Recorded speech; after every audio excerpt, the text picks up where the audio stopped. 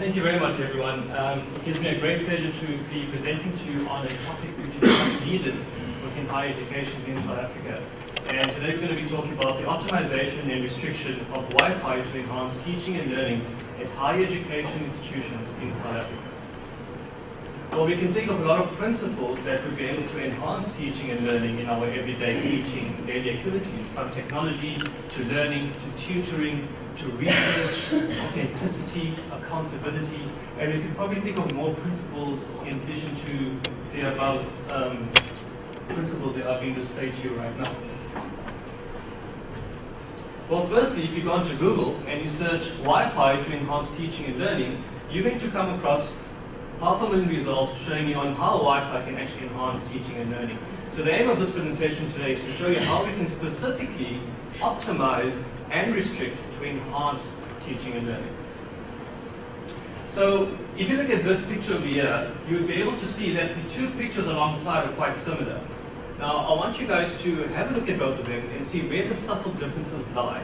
Now between the two pictures you can see that there are subtle differences, and I'm going to slowly point that out for you as we go along.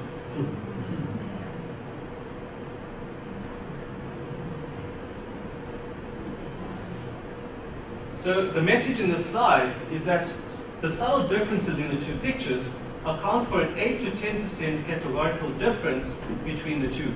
And that's the impact Wi-Fi or technology has on teaching and learning in our everyday activities. So the most important thing within the digital age to notice right now is that there's 5 trends of shaping the future of work. Firstly, there are new behaviors which is shaped by social media and the web. Secondly, technologies where we are shifting to the cloud. Thirdly, the millennial workforce where there's new attitudes and expectations. The fourth one is mobility where you can work anytime, anywhere and on the go. And lastly, 5, which is globalization where there's virtually no boundaries. So there's a significance of Wi-Fi on education, and first of all, what happens when students and parents see that institutions or colleges are offering Wi-Fi or very good Wi-Fi at a good rate at the institutions, they have a big interest, which actually infers an increase in student applications. So when there's an increase in student applications, especially when applications are going online, there's data sharing and there's simulations, and from this we also have multiple access to visual and audio learning. And from this what we see is that there's enhanced learning, and through enhanced learning, as we all know, you would have improved throughput rates. So Wi-Fi is definitely significant for both the teacher and for the learner today. So we currently reside in a knowledge-rich industry where people can access information anywhere, anytime, any day, and for free. And this can be online through images, videos, links, or any type of source of material where it could be widely accessed. The problem is, when what you have is easily and freely available to everyone, it becomes worthless. So the example is a diamond. If a diamond was widely available anywhere, anytime, and for free, it loses its value. So in similarly with teaching and learning, we've got to think anti-diamondly. So the key question here is, what is the differentiating factors that lecturers are offering that will positively affect both the students and the university? And that's key. So there are teaching and learning trends in the 21st century, as we all know, but I'd like to give you other types of examples which perhaps you may not be aware about. So there's blended and online learning, in which a presentation will be conducted in this session later today. Digital recording tools in the form of ScreenFlow and Mock-Abby. PowerPoint as videos, so we're not only saving it as PowerPoints, we're also saving it as a form of videos where learners can actually access this via Blackboard and look at it. Crazy with lucrative animations. VideoScribe as an animated recording and scribing tool, and social media to enhance teaching and learning for both the teacher and the students. However, with regards to teaching and learning, or even within the academic environment, there are challenges, both internal and both external. And some of these challenges show that 80 out of 100 are living in substandard housing. 24 out of 100 would not have any electricity. 67 out of 100 would be unable to read. Only 1 out of 100 would have a college education. and 50 out of 100 would be malnourished and 1 dying of starvation. In addition to this, 33 out of 100 would be without access to a safe water supply. 1 out of 100 would have HIV, and I think that stat has probably has been increased with the epidemic burden. 1 out of 100 near death, 2 out of 100 would be near birth, and most interestingly, 7 out of 100 people would have access to the internet. So these concerning stats is something that we as teachers need to be aware about, because both the intrinsic and extrinsic challenges play a vital part within the classroom. So the key question is, where does CPUT's Wi-Fi state live at the moment? Well, firstly, a lot of you would be familiar with ADS. There's an active directory service. So when you guys log onto your emails every day, it's ADS/surname and your initial. So we're currently using that, which talks about the vice versa between intranet and intranet services. So aside from that, the CPUT has a closed network, which shows that it is more secure and that certain domains can be restricted or closed if required. Now, a lot of you got this page when you entered this building today, and it talks about how you can access your Wi-Fi. If you have this page in front of you, I want you to refer to points 7 and 8. Point 7 says, a warning page will appear to notify that the network is open and not trusted. Right. Point number 8 says, upon this page, select the second option which states continue to the web page even though it's not recommended. And that's the challenge that we have, is that some of the Wi-Fi areas outside of CPT is open, such as this one over here, which means it's not trusted. So the benefit of CPT having a closed network is actually vital. It's actually recommended because it's more trusted. And therefore we can restrict certain domains whenever we can to optimize teaching and learning. But there's other challenges within CPUT. And the first challenge, as we all know about, is that Wi-Fi access across CPUT is not transparent, consistent, or widely available. The second challenge is that only certain locations and devices can pick up Wi-Fi at a fair rate.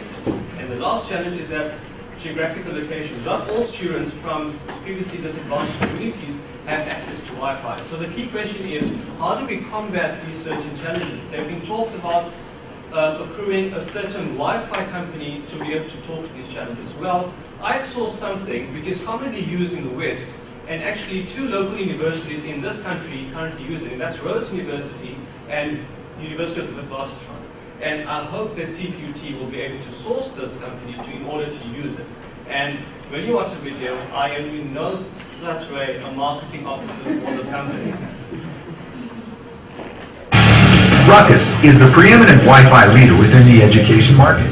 Today, over 10,000 schools, school districts, and universities, including some of the biggest and brightest names in education, have standardized on Ruckus Smart Wi-Fi to serve hundreds of thousands of their students and staff all around the world. Ruckus Smart Wi-Fi products and technology are purposefully built for the highest capacity, most demanding wireless environments, and engineered for the fast-changing education market. Getting more users connected, delivering stronger signals, and faster connections with fewer access points than any other supplier. Ruckus's patented technology mitigates RF interference, so students and staff stay connected on every device all the time, anywhere on campus. But most important, Ruckus Smart Wi-Fi delivers wickedly fast, reliable, and massively scalable Wi-Fi access that's effortless to deploy and simple to manage. Density is what's driving us to AC. We're going to be deploying close to another 15,000 Chromebooks by the end of this first phase. We try to stay on the cutting edge. We want to stay ahead of the game if we can. Ruckus is the preeminent supplier to deliver the next generation of gigabit class Wi-Fi with the new 802.11 AC Wave 2 standard. This means fewer Wi-Fi upgrades and future-proofing for unexpected bandwidth and device requirements. Ruckus as a company, as a vendor, we felt had a much better handle on the AC technology and its deployment than some of the other vendors. Need location-based Wi-Fi services to track users? No problem. Need Wi-Fi in areas where you don't have Ethernet? No problem. Need to support thousands of concurrent clients in crowded classrooms or auditoriums? No problem. Need wireless connections for every student without having to install an access point in every classroom? No problem. Our smart Wi-Fi products give you unprecedented deployment options at the industry's most competitive price points. We're really pleased so far because of the 650 Ruckus APs that we've deployed in the 31 sites today, we haven't had any issues, and I'm really pleased with that. I can honestly say we've had 0 out-of-box failures, and everything's been working just like it's been advertised to date. Ruckus was delivering wireless service far faster than our legacy wireless network, but we've actually found it to be faster in many cases than the performance on our wired network. We found the right way to do it. What we're delivering is not wireless. What we're delivering, in fact, is unlimited potential for our faculty and unlimited possibilities for our students to participate. With more experience in delivering best-in-class Wi-Fi to schools all around the world, Ruckus is the smartest solution today for delivering a 21st century education. It just works. Our Ruckus solution is rock solid. Ruckus, simply better wireless. Right, so that's a good example of something that specifically CPUT or a University of Technology requires. If it's not Ruckus, then hopefully a very good alternative to that kind of standard that is needed. So the question is, how do we optimize Wi-Fi? Well, the way forward is, and there's a quote from Quentin Defan, which is the managing director of UC Wireless, and he states that the first critical step to any effective e-learning platform is the installation of a robust, reliable, fast, and seamless enterprise-grade, high-intensity Wi-Fi solution. It is a key foundational building block and forms the cornerstone for higher education. So the very first step in our way forward is to install a robust, reliable, and fast Wi-Fi network within the institution. Secondly, there needs to be a good equity of resources, from equipment to the training of staff members and the development of the staff, and especially manpower. As I can see that some of the IT technicians within certain departments are overwhelmed because of a lot of commitments, and additional manpower for this is really required. Thirdly, there needs to be amendments to policy for IT, and lastly, the need for CTS, kits, and faculties to come together to address this way forward to enhance Wi-Fi for teaching and learning. So there's another document that I've accessed by Brad Noblet, and he talks about how Wi-Fi enhances learning and improves students. And there was 1 or 2 good findings that I picked up from this document, and he shows that 83% of students said that computer or web-based tools increase attention and engagement, and that's key. And lastly, if I draw your attention to this first line, that automatic optimization reduces information and technology overhead and ensures that the network always performs at a maximum capability. So we need something, a wireless network, that will ensure maximum capacity on a wider range on a fast and more reliable sense. In terms of Wi-Fi restriction, I want you to use it to something quickly to understand. So if we could reduce the world's university students population to a ratio of only 100 people, with all existing human ratios remaining the same, what would the usage of social media with Wi-Fi look like with students? Well, firstly, 38% of these students would be on Facebook, 26% on Instagram, 20% on Twitter, 9% on Pinterest, and 7% on LinkedIn. So what we can see from there, and especially with students who are quite young, one of their priorities is how they appear in society or their social image around their peers or their friends. And this equates to about 64% of that social image or social media on with regards to social media. And because of time, I'm going to really go quick with this now, is that 29% of Americans use Facebook during work hours during the day. And my question to you is that we really need to restrict certain domains, such as Facebook or other domains, to increase staff competence and productivity at the institution. So when I was a student at the university, this was EduLink that was used, and it would not allow us to go on any other domains aside from OneMail and aside from EduLink to be accessed. And that's because they restricted certain domains to enhance our learning. So what is the intervention? The intervention is for disciplines and departments to submit a list of domains and a list of recommended or restricted domains to ITS or the CTS, so that there will be individualized restriction. Because right now we have global restriction in that if students are restricted with Facebook, staff members get restricted with certain domains as well. So there needs to be individualized restriction for each student and staff username and password. And policy manuals need to be amended. So the summary of the intervention is that departments need to submit a list of recommended and restricted domains to ITS. Individualized restrictions for undergraduate and postgraduate students, as well as admin and academic staff, to improve staff competence and productivity, as well as enhance teaching and learning for the students. And lastly, policy amendments to mitigate the aforementioned intervention for enhanced teaching and learning at South African institutions. And lastly, I'll leave you with one quote, that change is inevitable. Education has evolved and adapted to the digital and technological ages. It is only a matter of time before teaching and learning changes to the sustainable age. Now is as good a time as any to streamline and adopt such standards for higher education in South Africa. Thank you very much, please.